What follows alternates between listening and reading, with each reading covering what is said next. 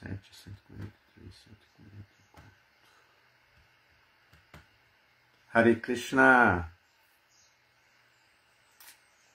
Guardar um pouco para o pessoal ir chegando.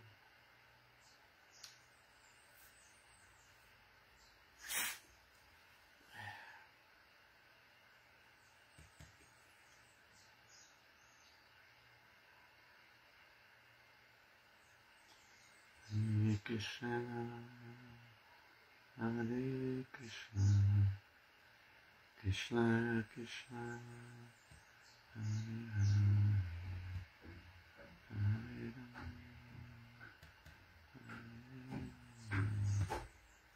Rama Rama. Obrigado, bebê. Obrigado. Senta aí.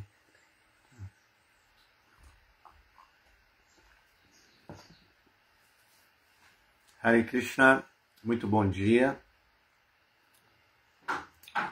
Então hoje vamos ler aqui pela ISKCON Bahia, ISKCON Rio de Janeiro, o Sri Chaitanya Charitamrita, Adi Lila, capítulo 7, o Senhor Chaitanya em 5 aspectos. Então, é o texto 100 e, deixa eu conferir aqui, 143 e 144. Tá? Jaya Jaya Sri Chaitanya, Jaya Nityananda, Jaya Dvaita Chandra, Jaya Gaura Bhakta Vrinda, Jaya Jaya Sri Chaitanya, Jaya Nityananda, Jaya Dvaita Chandra, Jaya Gaura Bhakta Vrinda, Jaya Jaya Sri Chaitanya, Jaya Nityananda, Jaya Dvaita Chandra, Jaya Gaura Bhakta Vrinda, Jaya Jaya Sri Chaitanya, Jaya Nityananda, Jaya Dvaita Chandra, Jaya Gaura Bhakta Vrinda, Jaya Marcos Hanuman. Bom dia.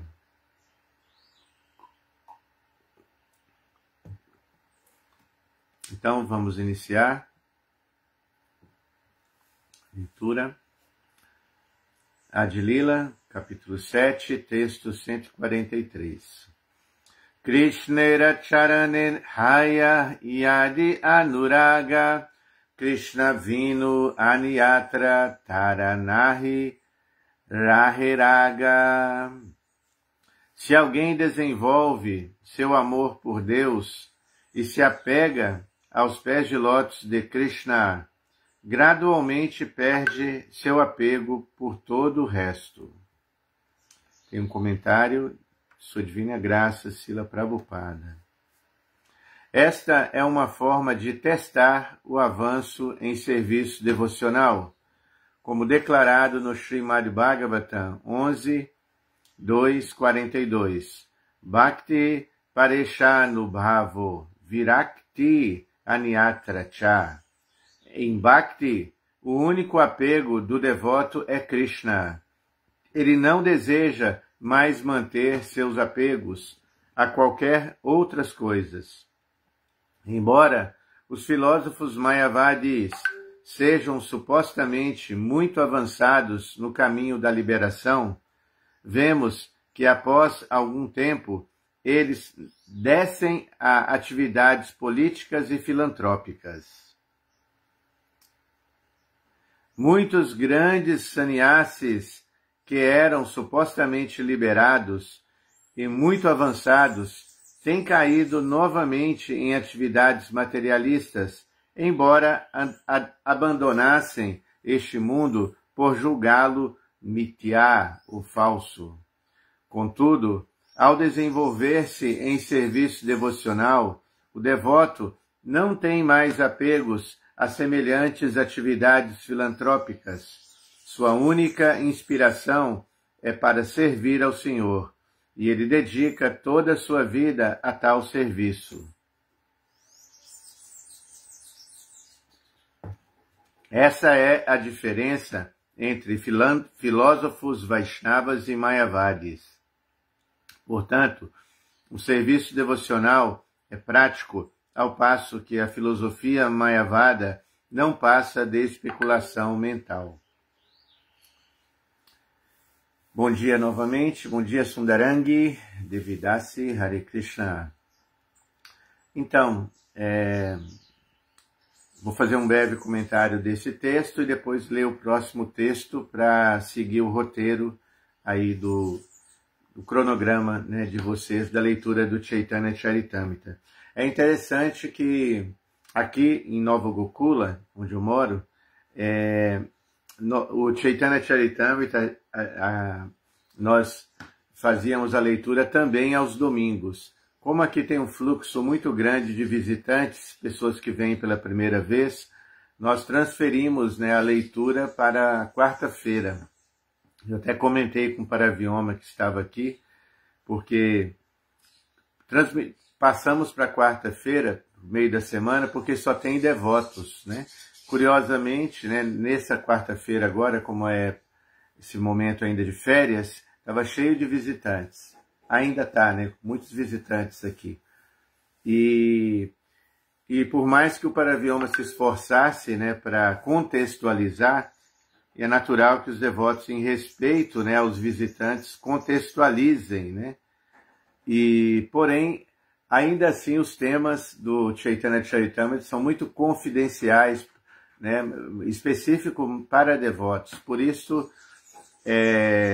muitos devotos comentam, né, que o Chaitanya Charitamrita é a obra-prima de Srila Prabhupada. É um livro muito especial, porque Prabhupada é aqui justamente que ele coloca todo o seu êxtase. E é curioso também que uma coisa que me chama a atenção é que Srila Prabhupada, ele dedicou muito seu tempo para o Chaitanya Charitamrita e por isso não teve tempo de terminar o Srimad Bhagavatam. Nós sabemos que ele previu, né, que, olha, eu posso fazer a minha passagem prematuramente, então eu preciso fazer um resumo do Krishna Book. Ele não conseguiu acabar, né, o Bhagavata Purana, o Srimad Bhagavatam, e fez até o primeiro volume do 10º canto, mas ele se esforçou, né, colocou toda a energia.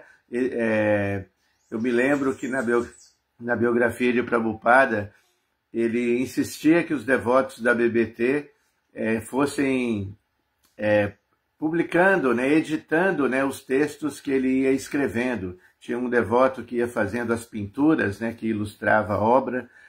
Então, Prabhupada, ele se debruçou, né, se dedicou muito ao Chaitanya Charitamrita.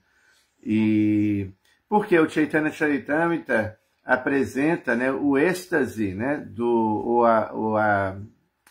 o serviço devocional no seu mais alto nível, né, na forma de Chaitanya Mahaprabhu. Ontem eu tive contato com...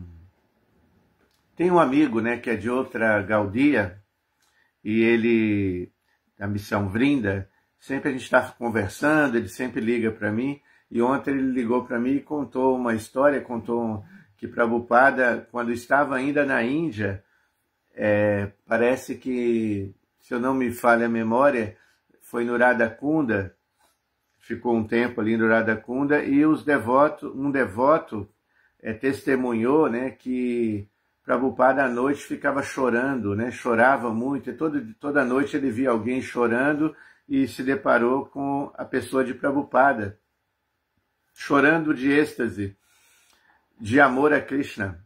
Então esse êxtase de amor a Krishna foi o grande prêmio que Prabhupada trouxe para nós. Ele ensina para nós, né, como amar a Krishna em serviço devocional puro. Por isso que esse texto diz, né, se alguém desenvolve seu amor por Deus e se apega aos pés de lótus de Krishna, gradualmente perde seu apego por todo o resto. Então, Prabhupada mostrou isso na prática, né, como amar a Krishna, e porque ele sentia isso, ele vivia esse amor, né? E não é que e Prabhupada combatia os sarrádias, né? As pessoas que supostamente tinham amor por Krishna, ou que apresentavam, né, formas de amar a Krishna de maneira superficial. Então, Prabhupada realmente amava Krishna, mostrava esse amor puro por Krishna na prática. Então, esse devoto falava que Prabhupada, na sua varanda, chorava, né, à noite, sempre chorando, e Prabhupada veio mostrar esse amor, esse humor de viraha, né, de saudade de Krishna, como Chaitanya Mahaprabhu. Ele nunca falava, agora eu estou com Krishna. O choro dele era para mostrar, quando é que eu vou encontrar Krishna? E aqui nesse breve significado, Prabhupada fala que essa é a diferença, né, dos filósofos Vaishnavas e Mayavadis. Os Mayavadis, eles pensam que vão alcançar, eles trilham, né, o caminho da liberação, mas depois eles caem novamente. Eles caem geralmente como filântropos, né, ou até políticos, né, e se envolvem, né, nessa telha ainda sutil, né, do envolvimento material, enquanto que os devotos Vaishnavas, ele não, como Rupa Goswami disse, Anyabilya Sita Shunyam Jnana Karmadi Anavritam Anukulena Krishnanu Shilanam Bhakti Uttama. Bhakti Uttama, o serviço devocional puro, permite que o devoto ele ame a Krishna sem nenhum desejo pessoal, sem nenhum desejo particular. Anukulena Krishnanu, apenas Krishna, como está falando aqui, ele perde o apego por todo o resto. Jnana Karmadi, nada de jnana, nem nada de especulação filosófica, que é atrativo, né? Discutir filosofia é muito atrativo, principalmente por esses impersonalistas mayavadis que Prabhupada tanto combate. E também karma, né? Desejos de materiais ainda, né? Karmadi, tá bom? Então, basicamente isso. Portanto, o serviço devocional é prático, ao passo que a filosofia mayavada não passa de especulação mental. Interessante frisar aqui, tá? Que Prabhupada fala sempre de especulação mental, mas ele não combate especulação filosófica, tá? Então é possível especular filosoficamente para Krishna. Próximo texto.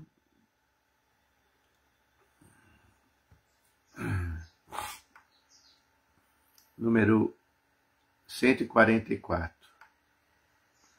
Panchama Purushartha Sei Prema Madadana Krishnera Madhurya Rasa Karaya Ashwadana. O amor a Deus é tão elevado que é considerado a quinta meta da vida humana. Quem desperta seu amor por Deus pode alcançar a plataforma de amor conjugal, saboreando-o mesmo no decorrer da presente vida. Comentário de Srila Prabhupada. Os filósofos mayavadis consideram que a meta máxima da perfeição é a liberação, mukti, que é a quarta plataforma de perfeição. De um modo geral, as pessoas têm noção de 4 metas principais da vida: religiosidade, dharma, desenvolvimento econômico, artha, gozo dos sentidos, kama, e por fim, liberação, moksha. Mas o serviço devocional encontra-se na plataforma superior à liberação. Em outras palavras, quem é realmente liberado, mukta, pode entender o significado de amor a Deus, Krishna Prema. Enquanto ensinava Arupa Goswami, Sri Chaitanya Mahaprabhu afirmou que Koti Mukta Madhye Durlabha Eka Krishna Bhakta. De milhões de pessoas liberadas, talvez uma torne-se devoto do Senhor Krishna. Cadê seus irmãos? Pode chamar eles, né, por favor? Chama eles, por favor. O filósofo Mayavadi mais elevado pode ascender à plataforma da liberação, mas Krishna Bhakti, serviço devocional a Krishna, é transcendental a tal liberação. Srila Vyasadeva explica esse fato no Srimad Bhagavatam, canto 1, capítulo 1, texto número 2. Dharma prurita kaitavo traparamo nirmat saranam satam Vidyam vastavam atravastu shivadam tapatrayom mulanam. Rejeitando por completo todas as religiões que sejam materialmente motivadas, o Bhagavata Purana propõe a verdade máxima, que é compreensível pelos devotos que são puros de coração. A verdade máxima é realidade distinta da ilusão, para o benefício de todos. Essa verdade elimina as 3 misérias. O Srimad Bhagavatam, a explicação do Vedanta Sutra, destina-se aos Parama Nirmat Saranam, ou seja, aqueles que são inteiramente livres da inveja. Os filósofos mayavadis invejam a existência da personalidade de Deus. Portanto, na realidade, o Vedanta Sutra não se destina a eles.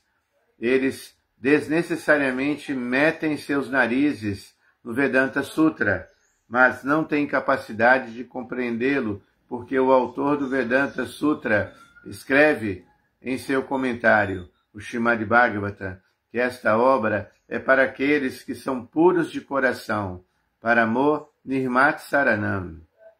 Se alguém tem inveja de Krishna, como poderá compreender o Vedanta Sutra ou o Srimad Bhagavatam?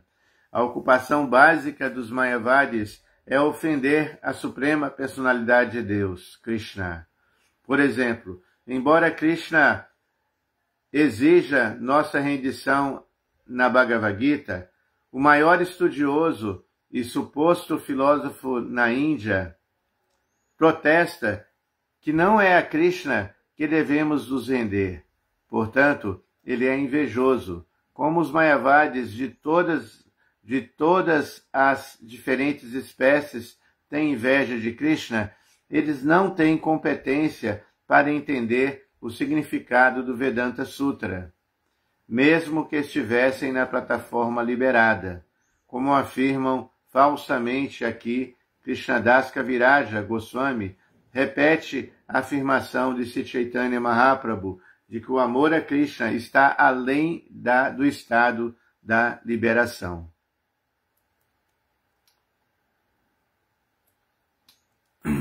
Om Gyanaatimirandasya Gyananjanan Salakaya Chakshuru Militam Jena Tasmai Sri Gurave Namaha. Sri Chaitanya Manobhistam Staptam Jena Bhutale Shvayarupa Kadamahyam Dadati Swapadantikam Vanchakalpatarubhesha Kripa Sindubhya Evacha Patitanam Pavanebhyo Vaishnavebhyo Namo Namaha. Então, aqui, Prabhupada novamente, ele está enfatizando, como inúmeras vezes em seus significados, ele enfatiza a importância do amor puro por Krishna, Bhakti Yoga, até acima do que há de mais elevado, né, na cultura espiritualista da Índia, né, que é moksha, liberação. E isso está honrando, né, o pranama de Prabhupada que cantamos diariamente, Nivesesha Shunyavari Pashatya Deshatarine. Esse pranama de Prabhupada mostra que Prabhupada vem para acabar com o impersonalismo, né, o vaziismo, a tendência de imaginar que Deus não é uma pessoa, que Deus não tem forma. Naturalmente, se você essa concepção de um Deus amorfo, um Deus impessoal, você não precisa de amar, né, a Deus. Como você vai amar alguém, né, ou algo que é impessoal, vazio e sem forma? Isso é impossível, tá? Por isso, o Bhakti Yoga implica em 3 critérios, né? O Bhakta, o devoto, tá? A devoção em si, tá? E o objeto da devoção, que é Krishna. Como o impersonalista nega, né, a pessoa de Krishna, e ele não tem, é impossível desenvolver devoção, tá? E e a meta deles é negar, né, a existência material, porque eles se julgam Deus. Eles acreditam que vão se fundir, né, num todo, né? Isso é até possível, mas o que foi enunciado no verso anterior, esse tipo de moksha, liberação, é temporário, tá?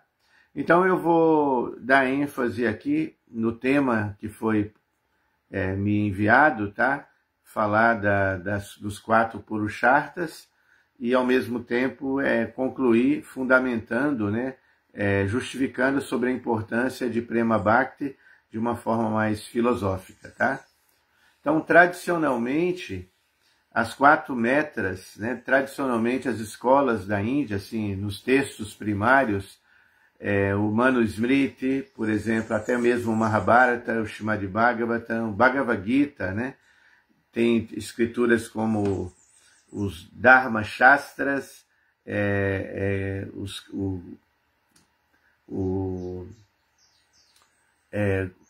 aqui no Ocidente é conhecido como Kama Shastra, né? Ou Kama Sutra, né? E também o tema de Moksha, a gente vai ver bem específico nas Upanishads e também nos Puranas, tá? Então esses são os textos, tem muitos textos assim, que a gente pode encontrar bases primárias sobre esse tema, né? Dharma, Artha, Kama e Moksha, tá? Então, tradicionalmente, a gente pode entender que, principalmente aqui dentro da nossa escola Vaishnava, nós explicamos, às vezes a ordem é explicada invertidamente, mas geralmente os devotos da ISKCON, né, costumam explicar as 4 metas da vida, começando com Dharma, tá? O que é Dharma? Dharma se refere às responsabilidades morais. Às vezes, Dharma é traduzido como religião, porém, é muito simplório, né, definir Dharma como religião. A definição mais acadêmica é justiça, deveres morais, tá? Ou responsabilidades morais, não moralismo, né? Quando se fala de Dharma, Prabhupada define Dharma como Varnashram Dharma, como cumprimento do dever.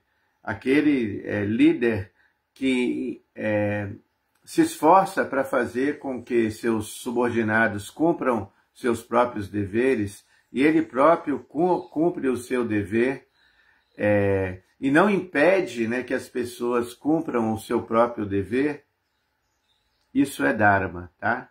Também vem da raiz Di, né? Dharma vem de Di, que significa sustentabilidade.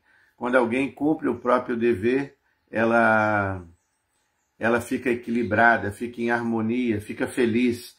Por isso Krishna fala, é muito melhor você cumprir o seu Dharma, o seu próprio dever, Swayam Dharmo Viguna, do que o dever do outro, tá? Porque é perigoso, né, seguir o caminho do outro. Krishna também fala, você não logra nada se reprimindo, cumpra o seu dever, não se reprima, tá? Então, quando a pessoa está bem, está equilibrada, cumprindo as suas responsabilidades, os seus próprios deveres, a mãe cumprindo o dever de mãe, o pai cumprindo o dever de pai, o comerciante cumprindo o dever de comerciante, o que vai acontecer? Naturalmente vai existir um equilíbrio social, particular. Obrigado, filho.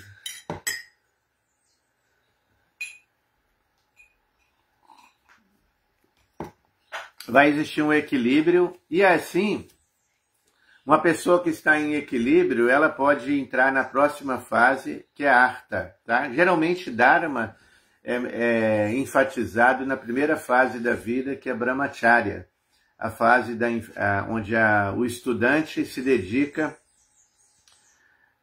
se concentra, né, no estudo acadêmico e também no estudo voltado para as práticas espirituais. É a fase onde o sadhana, a prática espiritual, o treinamento espiritual é intenso.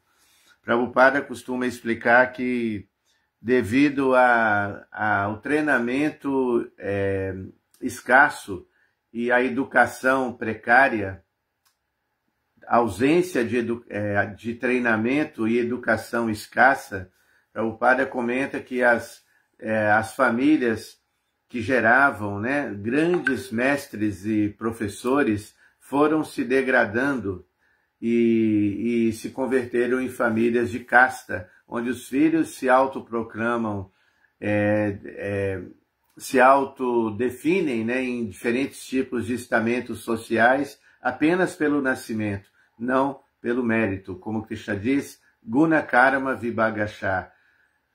Eu criei, né, essas ordens sociais de acordo com Guna e Karma, de acordo com a qualidade, de acordo com o comportamento de cada um, e não só apenas o Karma, o nascimento. Então, Krishna desconstrói, né, os sistemas de casta, e porque quando uma pessoa ela é bem treinada e bem educada, ela pode naturalmente entrar na próxima fase, que é a Artha. Artha quer dizer a importância da segurança material, a importância do desenvolvimento econômico, da estabilidade material. Essa fase acontece muito depois da ordem de Brahmacharya. A pessoa opta por se casar. Por isso, eu me lembro, quando eu estava nessa fase de Brahmacharya, fiquei um pouco mais de 10 anos na vida de Brahmacharya, e quando eu estava completando 29 anos, eu ouvi uma coisa que me chamou a atenção, eu ouvi uma passagem de Acharyapada, da vida de Acharyapada, o mestre ainda da nossa tradição, um dos primeiros discípulos de Srila Prabhupada, líder bem assim, um dos líderes mais assim destacados, né, na Índia, os projetos da ISKCON da Índia, e ele comenta que quando ele estava completando 29 anos, 30 anos, Prabhupada fala para ele, agora você tem de decidir se você vai continuar sendo um Brahmacharya ou se você vai aceitar a vida de Grihasta, tá? Desculpe, ou você vai aceitar a vida de sannyasa, porque não existe o ashrama de solteiro, né, o ashrama intermediário. Existe, hoje a gente vê muito isso aqui no Ocidente, eu vejo muitos solteiros, amigos meus, assim, bem, né, equilibrados, castos, porém, o que existe na tradição é Brahmacharya, Grihasta, Vanaprastha e Sannyasa. E Acharyapada decide, né, ser um sannyasi. Justamente essa fase é importante porque se a pessoa perde o time, perde o tempo, ela perde também o tempo de se desenvolver economicamente. Depois não tem, a idade não permite, né? O tempo se reduz, né, para se capacitar, para ter um estudo, uma universidade, por exemplo, para conseguir um trabalho digno, né? E então, Artha é super importante, tá? E necessário para ter uma vida digna. Inclusive, essa educação para o trabalho, tá? Prabhupada enfatizou que o Brahmachari, no Gurukula, até 12 anos ele recebe, né, a educação formal, a educação espiritual, o treinamento espiritual, e depois educação Varnashrama, que é justamente a educação para o trabalho, tá? Ele tem de descobrir a sua natureza. Hoje em dia tem até testes vocacionais, né? E é possível, nas escolas do Gurukula, por exemplo, se via nas linhas das mãos, era possível observar, ou na carta astrológica, a profissão da criança, a tendência vocacional da criança, e isso ajuda os pais a educar seus filhos de acordo com a sua natureza vocacional. Para que depois ele não se ocupe, né, no ofício só por emergência e fique triste durante toda a vida. É justamente isso que a gente vê na sociedade secular, pessoas loucas para aposentar, porque ganhou dinheiro, ganhou muito dinheiro, Artha, mas não está feliz. Então a cultura védica é muito perfeita porque estimula, né, as pessoas a trabalhar naquilo que lhe faz bem. E agora o ponto básico é esse, de alguma forma, mesmo que tenha um dever emergencial, como o Srimad Bhagavatam fala, que um Brahmana, isso no 11º canto, Prabhupada, nas instruções de Uddhava, de Krishna para Uddhava, tá? Krishna conversando com Uddhava, sobre Varnashram, e ali se explica que na emergência, um Brahmana, ele pode até ser Vaishya, ele não pode ser Kshatriya, porque o Kshatriya está autorizado às vezes a ser nervoso, né, violento, e um Brahmana tem que ser sempre pacífico. Então, na emergência, um Brahmana ele pode descer a plataforma de Vaishya, nunca Shudra ou Kshatriya, né? Agora, é interessante que a importância, né, da prosperidade, da segurança material é fundamental para a harmonia, né, social. A gente vê, por exemplo, na ISKCON, que na nossa sociedade, a nossa instituição, que enfatizou tanto a renúncia, né, a abnegação, ou trabalho voluntário sem um planejamento prévio, e a gente vê hoje muitos devotos, né, já com uma certa idade, e completando seus 50, 60 anos, e não se preocuparam, né, com a manutenção, e aí muitos estão mandando a conta, né, para os líderes, para a instituição.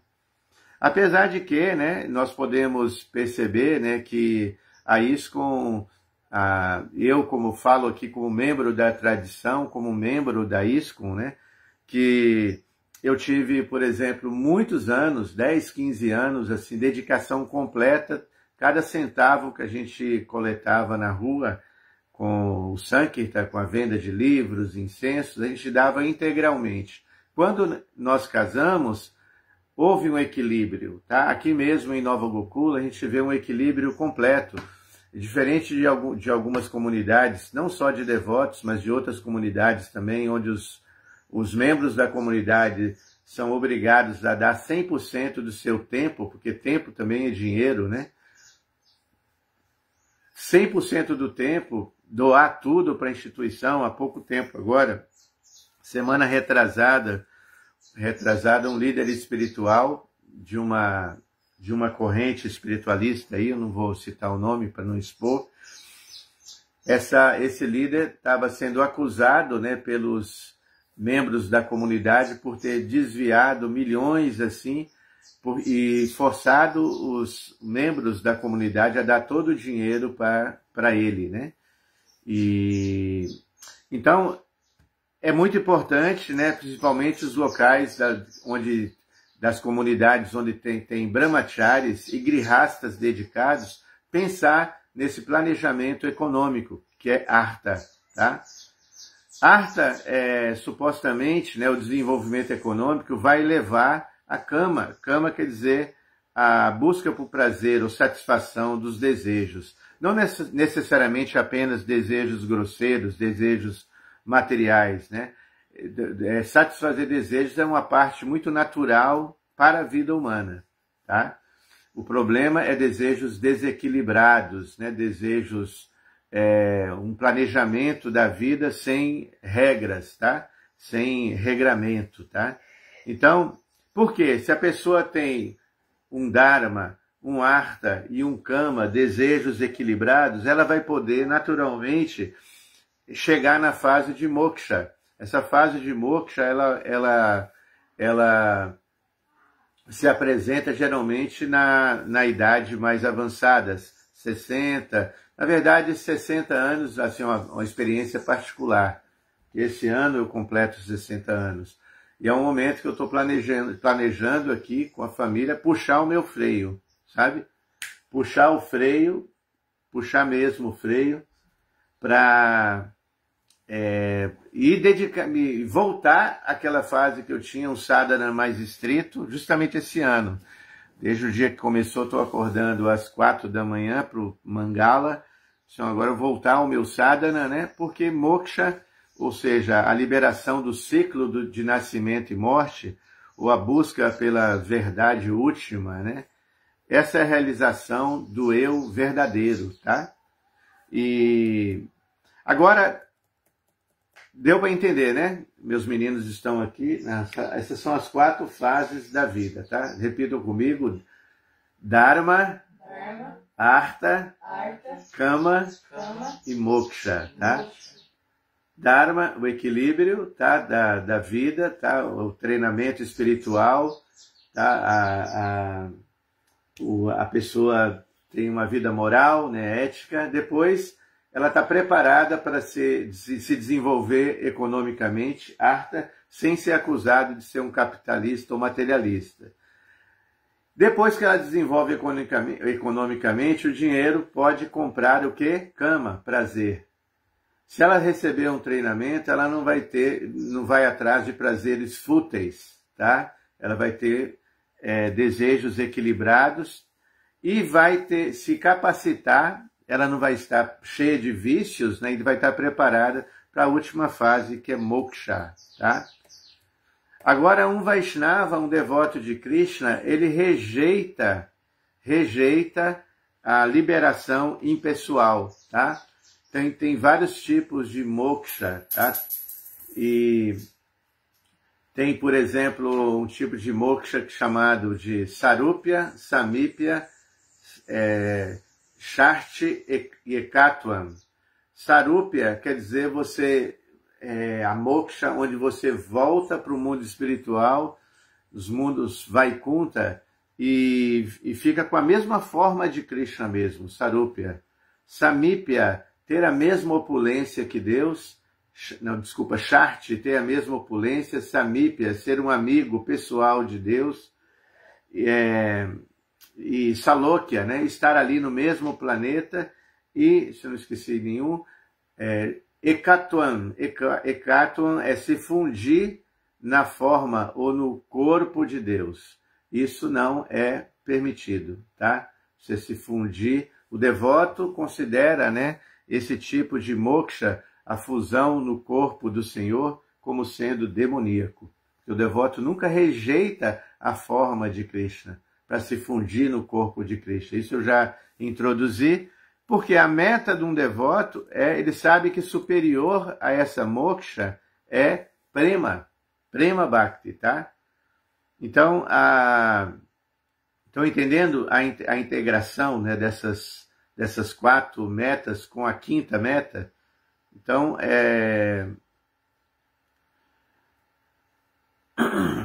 essa 5ª meta foi discutida entre Chaitanya Mahaprabhu, a gente vai ver mais para frente no Chaitanya Charitamrita.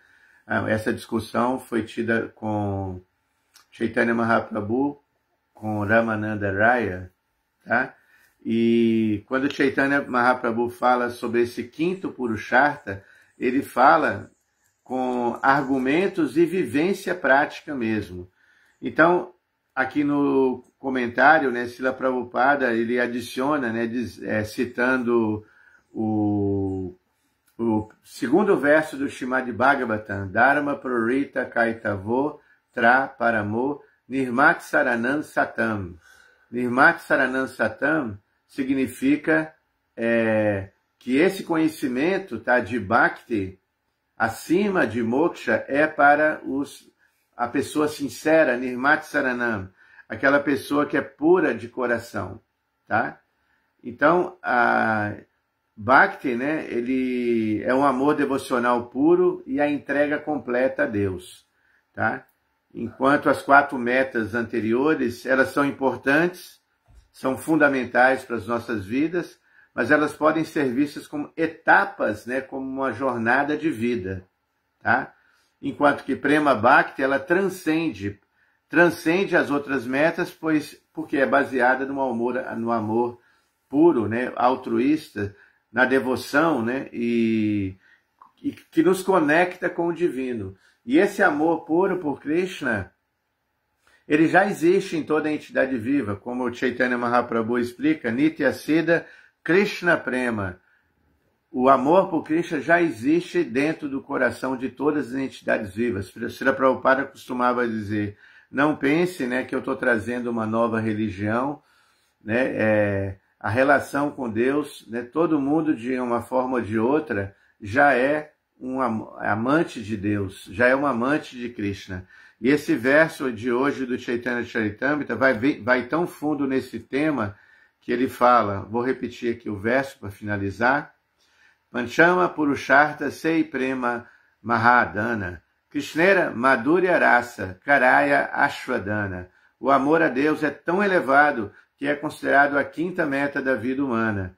Quem desperta seu amor por Deus pode alcançar a plataforma do amor conjugal, saboreando-o mesmo no decorrer da presente vida. Então, pela bênção de Chaitanya Mahaprabhu, ele está nos ensinando o amor a Deus, mas não só o amor a Deus assim, também por outras entidades vivas, o amor neutro, não só o amor de amigo, não só o amor de pai ou mãe, mas o amor de Madhurya, né, o amor conjugal, que segundo Chaitanya Mahaprabhu é o símbolo máximo, né, de devoção, é o símbolo, o amor das gopis. Tá? Então essa é a grande fortuna, é o grande presente, né, de Chaitanya na nossa escola de Bhakti. Ok?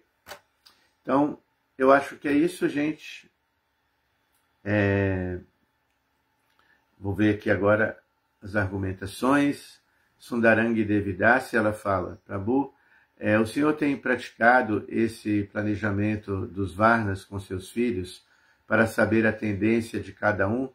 Sim, nós, principalmente a minha esposa, né? Eu fiz a carta astrológica deles, né? E ela sempre está lembrando, ela gravou assim a carta astrológica, ela sempre foi lembrando, né? Vai lembrando e isso ajuda-nos a respeitar, né, a tendência deles. Então tem aqui o Satradit, que está aqui, está os três aqui. Satradit, ele é o da justiça, né? A gente sempre comenta, você vai ser um advogado e tal, né? Você vai fazer direito, né? O Sanjaya, ele gosta muito de cozinhar, né? É o cara da gastronomia. Eles já estão, esses Sanjayas e o Haridas, eles já entraram no ensino médio, né? Então, o Sanjaya tem essa tendência, e ele também é muito sociável, né? Ele gosta de falar com pessoas, né? E muito carinhoso. O Haridas é mais intelectual, tá? Então a gente pensa, né, que ele tem uma tendência mais bramânica, né? Então, assim, são ferramentas, né, que a gente tem em mãos e a gente está aproveitando elas. Eu fiz todos os sanskaras, né, necessários, importantes, que Prabhupada fala para as crianças. E é importante porque pelo menos eles vão ver que os pais estão interessados, né, na educação. Um efeito que eu vi desses sanskaras é que eles, por exemplo, têm um respeito muito grande com os professores que eles tiveram até o momento. São muito elogiados pelo respeito que eles têm para com os professores. Isso para mim é fundamental, porque acima, né, de receber uma profissão de destaque, acima deles terem títulos, né, acadêmicos, acima de tudo, nós queremos que eles sejam bons seres humanos, pessoas educadas, tá? Que respeitem, né, os outros, que sejam pessoas honestas. Isso para mim é fundamental. Porque não adianta se vestir, né, colocar a roupa de devoto e ser uma pessoa desonesta, de mau caráter, né? Então, o mais importante é que sejam devotos, né, de Krishna e de bom caráter. Por isso, o Parikshit Maharaj fala, Atapubi Dujashestas Varnashrama Vibhagasha Swanustitasya Dharmasya Sansidi Haritoshanam. Ele fala que o dever principal, acima de cumprir, né, os deveres de Varna e Ashram, a pessoa pode cumprir tudo muito perfeitamente, mas a meta última é Haritoshana, é que a pessoa seja um bom ser humano conectado, né, com Krishna, que sirva a Krishna, dedique as suas ações para Krishna. Assim a gente está tentando, né, fazer isso e vocês, a senhora, né, Sundarangi, vocês deem as bênçãos para eles aqui, por favor. A próxima questão, a transparência financeira para aqueles que estão fazendo a administração dos templos, o senhor concorda? Não, não só concordo, isso é lei da ISKCON, tá? Prabhupada, ele tem, nas cartas de Prabhupada, quando fala de administração, ele fala que o administrador, ele sempre deve contar o Lakshmi, e na época era o resultado de Sankta, era o Lakshmi que circulava. Hoje em dia tem doações invisíveis, né? Pelo Pix, né? Ou a pessoa faz uma doação pela conta do CNPJ da ISKCON local, né? Ou às vezes ela entrega, né, o dinheiro particularmente. Então, uma pessoa que administra deve ser ilibada, né? Muito transparente, porque Prabhupada diz que quando o dinheiro entra, o Lakshmi entra, ele tem de ser supervisionado por 3 pessoas, tá? Então tem de ter o presidente, o tesoureiro e o vice tem de olhar ali o dinheiro, contar e depois publicar. Isso é lei de Prabhupada e é lei também do CGB do Brasil, né? Aqui em Nova Gokula nós conseguimos montar, né, um departamento financeiro muito legal e tem quem quiser, né, eu posso enviar, né, a metodologia financeira, né, de Nova Gokula. Então, por exemplo, quando eu trabalho aqui no departamento de obras também, agora eu estou construindo, não só aqui em casa, mas estou reformando a cozinha das deidades. Eu supervisiono, né?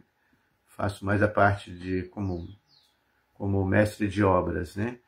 E também ajudo nas compras.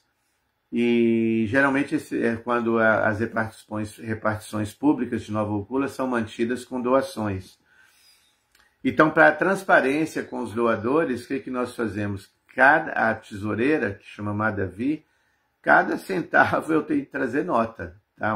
Anteontem eu fiz uma compra e é nota de tudo, nota fiscal, tem de dar o CNPJ da ISKCON e é nota de cada centavinho, tá? A gente apresenta a nota, isso é transparência financeira que gera confiança, né, nos doadores, tá bom? Os doadores vão querer doar mais e mais se eles veem que o dinheiro está sendo usado apropriadamente, né? Depois a próxima, a Sundarang hoje está inspirada nas perguntas. Prabhu, por que o senhor disse que vai puxar o freio? Porque eu já estou fazendo 60 anos, né, e já trabalhei muito. Prabhupada fala que trabalho duro, depois samadhi, né? Então, até para a questão da saúde, né? O tipo de trabalho que eu tenho é muito desgastante. Eu tenho de viajar, né? Porque eu sou perfumista, tenho uma fábrica de essências aqui na fazenda e meu trabalho, minha manutenção da família, era basicamente, por muitos anos, foi fazer entregas dessas essências nas lojas que eu já tenho clientes há muitos anos. E toda semana tem de viajar, né? E aí muitas outras coisas, né? Então eu estou numa fase agora que eu acho que eu tenho o direito de puxar o freio e retomar o meu sadhana, porque nessas viagens você não consigo manter, né, o mesmo ritmo de sadhana que eu tive antes, né? Então eu acho que eu tenho o direito, né, de puxar esse freio e ir mais devagar, né, e me dedicar mais para a vida espiritual. Isso é chamado, né, essa fase, né, tecnicamente é chamada de Vanaprastha. Eu não digo que eu estou tomando Vanaprastha, não é minha intenção, né? A Prabhupada fala que mesmo um grihasta, né, ele pode, se ele está completamente ocupado, né, no serviço devocional, isso é considerado sannyasa. Tá? Então não é a minha intenção Vanaprastha, muito menos sannyasa. Tá?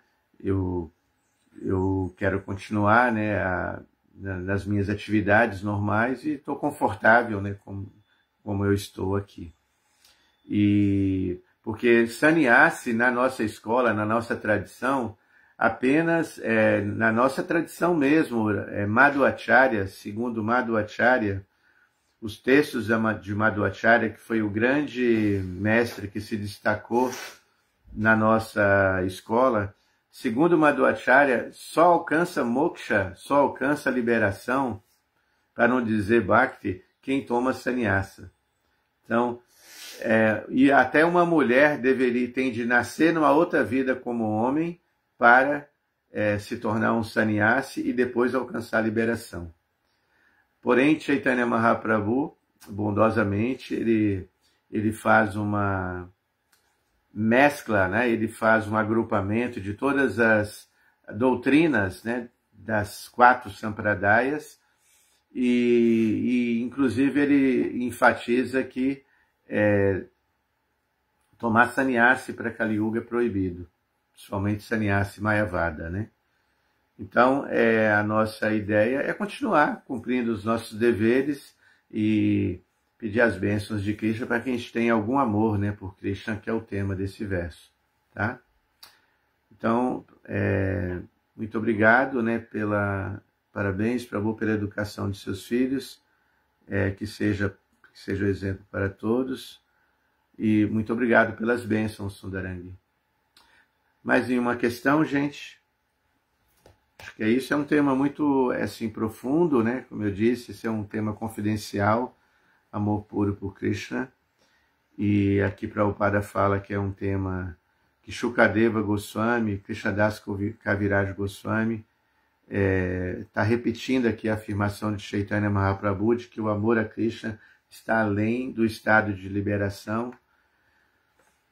Então, nós podemos nos sentir privilegiados, né, por está tendo essas informações, apesar de nós termos assim o processo mais elevado, ainda assim não nos consideramos pessoas elevadas, né?